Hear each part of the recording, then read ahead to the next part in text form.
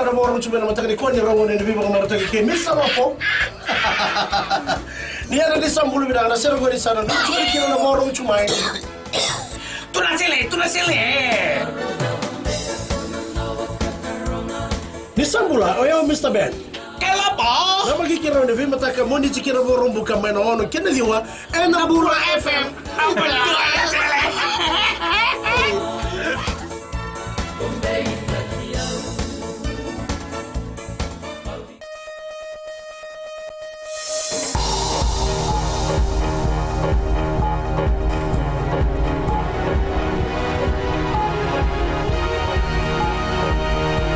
Good evening, this is FBC News. I'm Jackie Spate. In this bulletin, military remembers soldiers who died in the attempted mutiny of November 2000.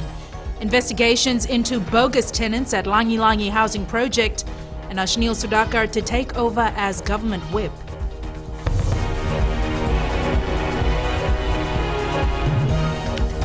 Tenants at the Langi Langi Housing Project in Suva are being investigated by the People's Community Network. There are reports that some residents were never squatters but still managed to secure tenancy. Ali Kimbia has more. The People's Community Network has made it clear that flats at the Langi Langi Housing Project are not open to the general public. It's only open to those people in the squatter settlement in Suva area, especially Watwanga, G2 and Muslim League. But the priority goes to those people who have given their place for a development. But you can only take ownership of those houses if you've been one of the consistent saving member. Semiti Ngalawasa says the monitoring team of the Prime Minister's office received reports that non-eligible tenants are living in Langi Langi. PCN has since set up a team to investigate and immediate action will be taken. So far, none has ever come up with that finding. So, but they are still down there. But once they have been identified, we'll return their money and tell them, no, this project is only for people in informal settlement, especially in the Greater Suva area.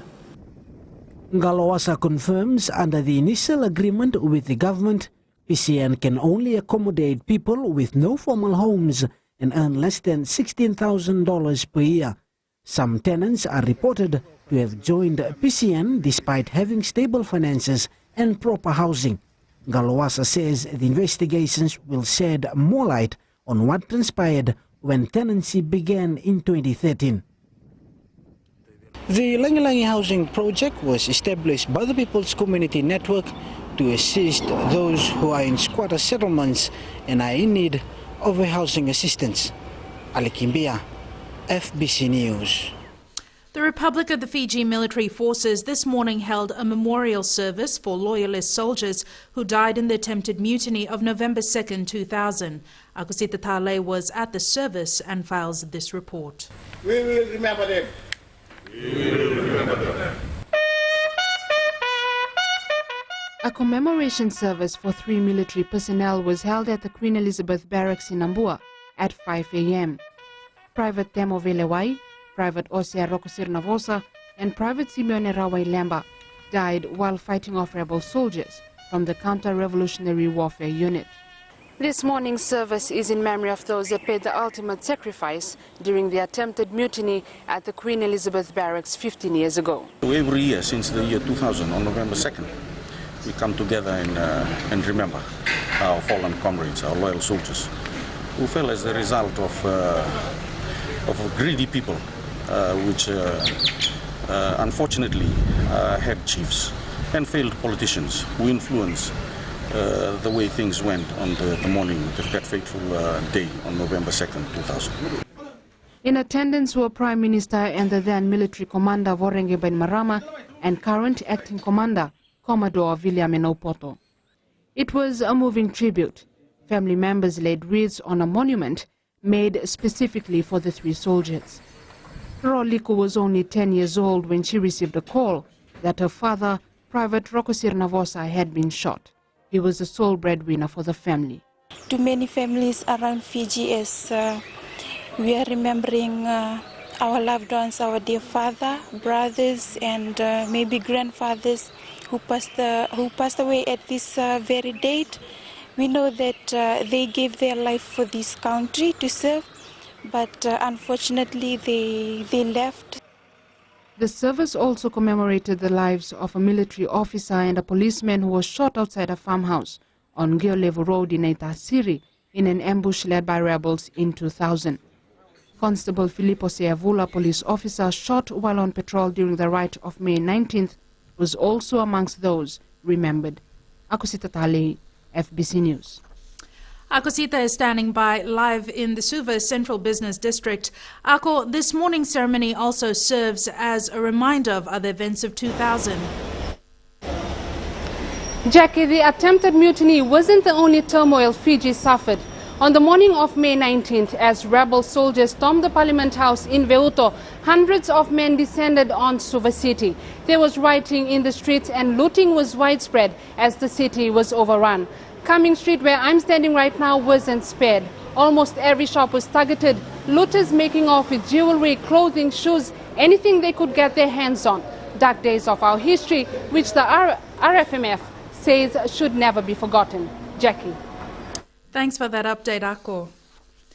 Meanwhile, Acting Commander RFMF William Minapoto has confirmed he will apply for the commander's post when it's advertised by the Constitutional Officers Commission. In response to questions from FBC News, Commodore Naupoto only replied that he will give it a go. He says his main focus remains the RFMF's ongoing restructure and finding support for Fiji's peacekeeping troops as the environment therein remains volatile. He says they're trying to find partners to bring in armoured vehicles to be able to find better cover for Fijian troops serving overseas where the situation is still unstable.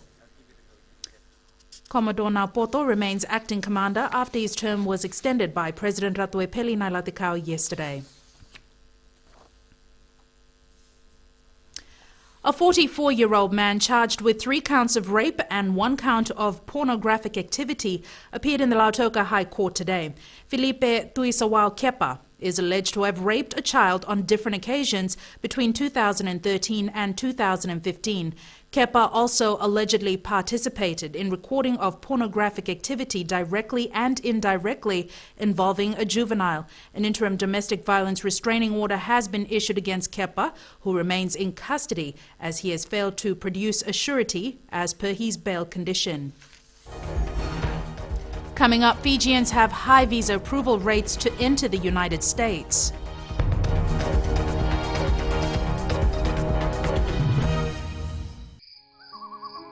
मेरा चांद मुझे आया है नजर ऐ रात जरा थम थम के गुजर छाया है नशा मेरे आंखों पर ऐ रात जरा थम थम के गुजर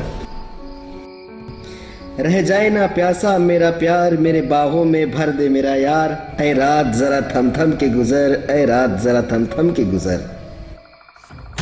है दोस्तों, मैं हूं जितेन शांडिल। आप रात के बाद हमारे साथ अब रफ्तार प्रोग्राम में 3 से लेकर रात 7 के बीच शामिल हो सकते हैं। मिर्ची FM, it's hot.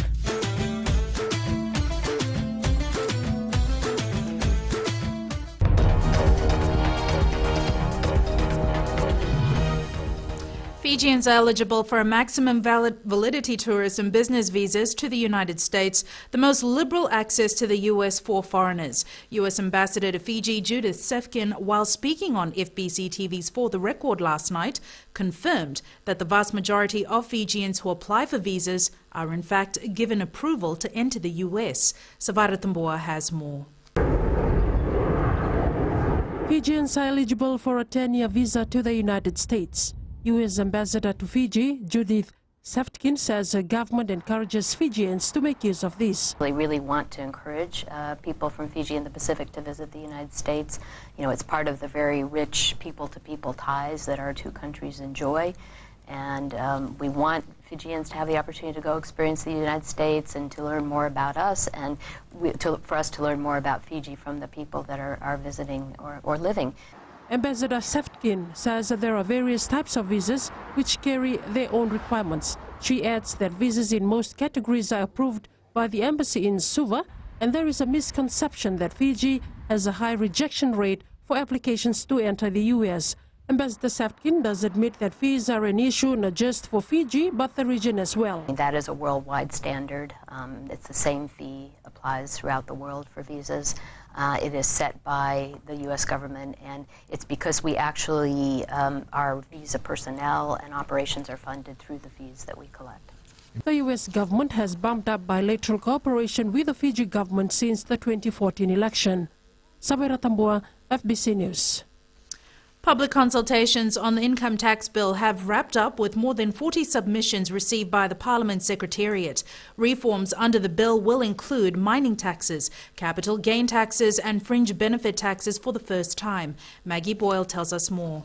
The income tax bill will affect everybody, be it directly or indirectly. Its impact as legislation is now being scrutinised by the Parliamentary Standing Committee on Justice, Law and Human Rights. We must be mindful of the fact that Fiji has about 900,000 people, 860 to 900,000 as an estimate, and of that we only have about 100,000 taxpayers who pay income tax or business tax or commercial taxes. Other people are of course paying VAT, but they're not paying income taxes. So that is with the number of people, 100,000 or so, who generate the revenue for the government. Committee Chairman Ashnil Sudhakar says the bill is half the size of the current legislation and is aimed at tax reforms being progressive and responsive to the country's needs. Now, being incorporated in this current bill, which will be part of the law, capital gains essentially is if you sell a property, if you are into a business or you actually buy and sell properties occasionally, then you pay 10% tax on the profit that you have made. These are exemptions that of course apply. The committee for the first time left the Parliament precinct and went out to the Western and Northern divisions to hold public consultations, which accounted for 30 oral submissions along with 10 written submissions. We have a new section of mining taxes on mining as well. What FECA and the government is trying to achieve is regulating the mining industry a bit, so that because we want to attract a lot of investors in that sector, in the economy, and the bill as it is, it provides for mechanisms to tax mining operations in Fiji. Public submissions on the income tax bill concluded this week, with the committee now working on their Parliament report to be tabled in November's sitting. Maggie Boyle, FBC News. MP Ashnil Sudhakar has been confirmed as the government's new whip. Sudhakar, who is also the chairman for the Parliamentary Standing Committee on Justice, Human Rights and Law, will also now stand in as an alternate committee member for government on the various other committees. Sudhakar has already been confirmed for the Business and Standing Order committees. He takes over from his predecessor, Semi Lavisau, who took up the Employment Minister portfolio last month. The new government whip appointment was finalised on Friday, the 30th of October. Former Fiji National Provident Fund Chief Executive Aisake Taito appeared in the Suva Magistrates Court this morning, charged with dangerous driving. It is alleged that Taito was driving along Lami on the 20th of April 2013 when his vehicle allegedly hit one Abdul Hakim, a pedestrian. Taito's case will be called again on February 26th. Spectre, the latest installment of James Bond, has been breaking records at the UK box office. A week after its global launch in London, the movie has grossed more than $80 million across 6 territories. This Friday, it opens in Suva. Eleanor Tarangaiviu has the story. We use Bond is great as a design. You know, for example, the Bond movie. It's the second day of daylight savings time, designed to allow Fijians more time to be involved in leisure activities. It's early days yet, but we decided to find out how the public is reacting. Ben Franklin, of Early to Bed and Early to Rise fame, is known as the first person to suggest the concept of daylight savings. It wasn't until World War I that daylight savings was realized on a grand scale. Germany was the first to adopt the time changes. Flash forward 2 centuries. Fiji has been winding the clock forward by an hour for the last 3 years. Daylight savings started yesterday, allowing for longer days and shorter nights. You get to knock off school early, and you get to knock off from work and spend more time with family. Yeah, today I think it's good for me today. Because after this I'll run home, plenty of time to train and spend with my family. No, because I struggled this morning to attend my first class and I missed it, so nah, it didn't really work for me this morning. I like daylight saving because I'm used to it, like it's been going on like every year. So I woke up like early morning. I'm used to get up like 5 o'clock like that every morning. I get to finish classes early, even though it's like 6 o'clock, but then the sun is still shining, so yeah. The practice was introduced to encourage more productivity within the workforce, while also allowing for more time in the evening with family. Today, approximately 70 countries utilize daylight saving time. Japan, India and China are the only major industrialized countries that do not observe some form of daylight saving. Daylight savings will end on the 17th of January 2016. Sports is up next. Here's Jamie. Thanks again. Good evening. After the break, a preview of the Melbourne Cup with less than 24 hours to the race. And Daniel Carter awarded World Rugby Player of the Year. This and more coming up.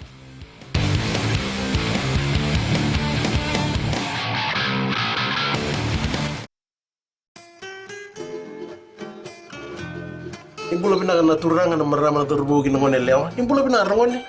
Karuita kini marata itiron tapi tinggomian na bio liba ni Radio Fiji 1 na bai viti na bonga ni biyanu yanu. Oya upio ratuanga na muni daun bengravi. Na makia mai daun kita tiri karua moni tiki na barumbuka. Ene wasini ngone baruta ki kilo mani koro ilutu na karombo.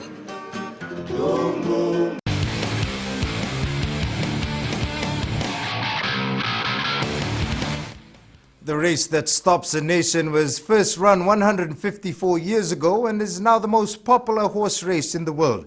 Now, with less than a day away from the 2015 Melbourne Cup, Rohit Deo brings us a bit more history about the race and a look at what to expect tomorrow. When looking at the field, Fame Game is one of the favorite. It's been very favorite. It's $3 at the moment. There's 7 horses from Great Britain, 6 horses from Ireland, 5 horses from New Zealand, 2 horses from Japan, and 1 each from France, USA, Germany, and Australia. So the field is normally it's dominated by overseas horses. And my message is just to please bet wisely, and it's not that to bet big, bet small amount and just get the fun of it. And speaking of prize pool, Rohit joins us live now from the Grants Waterhouse betting shop in Suva. Rohit, what do you have for us? Good evening, Jamie. The hype for tomorrow's Melbourne Cup race is hitting the roof, and people have tonight started flocking to various betting shops like this one to place their bets in hope of making some extra cash. Come tomorrow, this place will be jam-packed as punters rush in towards the race that stops the nation. Just to let you know that the main race begins at 5 p.m, but there will be build-up races throughout the day leading up to the big one. And you can watch the Melbourne Cup tomorrow live on Fbctv. New Zealand First Five Daniel Carter has been awarded World Rugby's Player of the Year. This was Carter's 3rd time to scoop the award, equaling his captain Richie McCaw. Carter was also the man of the match in yesterday's Rugby World Cup final win over Australia. Meanwhile, Vodafone Fiji Sevens rep Semi Kunatani missed out on the Sevens Player of the Year award. Kunatani was one of 3 players in the running for the award, which was given to South Africa's Werner Koch. New Zealand scooped the majority of awards on offer for the night, while Australian mentor Michael Checker was awarded Coach of the Year. Fijian boxer Winston Hill wants to keep his career rolling. After defeating Tahitian Tuuhia Eddie by technical knockout over the weekend, Hill wants another fight soon. Rohit Deo has more. Winston Hill proved once again why he is one of Fiji's best. His hard punches too much for his Tahitian opponent. Hill praised Tuuhia Eddie for a good fight. Absolutely, he had a really tough match with the youngest team from Tahiti. He showed really good boxing skill and really put me on my toes. The 3-round welterweight bout was held at the Rambuka gym in Suva, only lasting 2 rounds before the technical knockout. The Tahitian team was also impressed by Hill's technique. First time for him to come to the international fight, but I'm happy about his fight. I know the Fijian guy is a strong guy, so they do a good fight. Fiji Amateur Boxing is already on the go, trying to organize a similar program. I think PNG is next on the line. I think the negotiation been on with our board members and the guys from PNG. Phil dedicated his win to his father and his grandmother. Rohit Deo, FBC Sports. Veteran Radhika Prasad will lead the Fiji national women's lawn bowling squad at the upcoming Asia Pacific Championships in New Zealand. Team manager Curtis Ma says 60-year-old Prasad will be a boost for the team with her abundance of experience and achievements. He adds they've also made some other adjustments to the squad. It's one of the ladies that we changed. We just felt that we needed a little bit more strength in terms of a skip, and Sai comes in as a skip for the pairs. She replaces Sarate, who steps out. The team leaves on the 17th of this month to compete at the Asia Pacific Championships from November 24th to December 6th. That is your sports for this evening. It's back to Jackie now with business.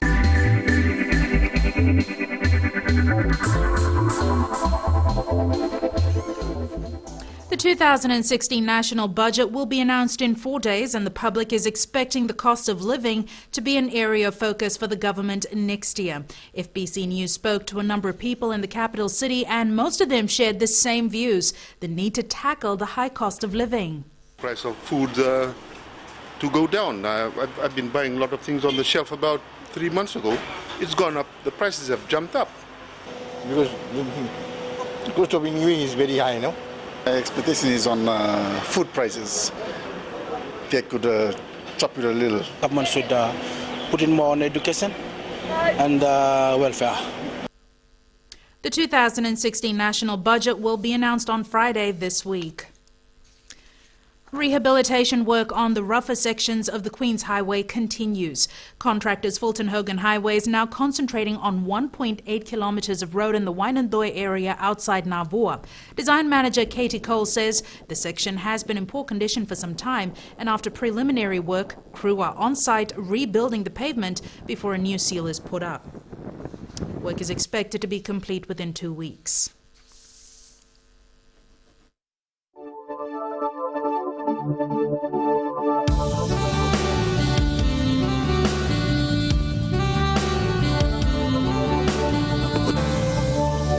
Generally fine weather conditions apart from isolated brief showers prevailed over the country today. A trough of low pressure with associated cloud and showers affects Tuvalu and extends over Wallis and Samoa. Meanwhile, a broad east to southeast wind flow prevails over most southwest Pacific Island countries. In temperatures, no major change in temperatures today. Ba was the hottest with 32 degrees this afternoon. Tomorrow's generally fine conditions will remain over the next 24 hours with slight cloud cover over Suva and Savu, and the further outlook is some showers over the eastern parts and interior of the larger islands, mainly fine elsewhere. Southeast winds 15 to 20 knots up to 25 knots through the passages, moderate to rough seas and moderate southerly swells. And recapping the main stories tonight, tenancy at the Langi Langi housing project investigated. RFMF remembers soldiers who died in the attempted mutiny of November 2000, and Ashnil Sudhakar is the new government whip in Parliament. To our poll question this week, results from last week, we had asked, are you happy with the 7 hours given to use fireworks on Diwali Day? 57% said yes. This week's question, we're asking, should fireworks restrictions be relaxed from 2016? Visit our FBC website to take part. Remember, you can send us newsworthy pictures and videos on email citizenseyes@fbc.com.fj or share it with us via Facebook page, FBC News. And if you're on Twitter, follow and tweet us your news tips at FBC_news or simply hashtag FBC News. You've been watching FBC News. I'm Jackie Spade. Bye for now.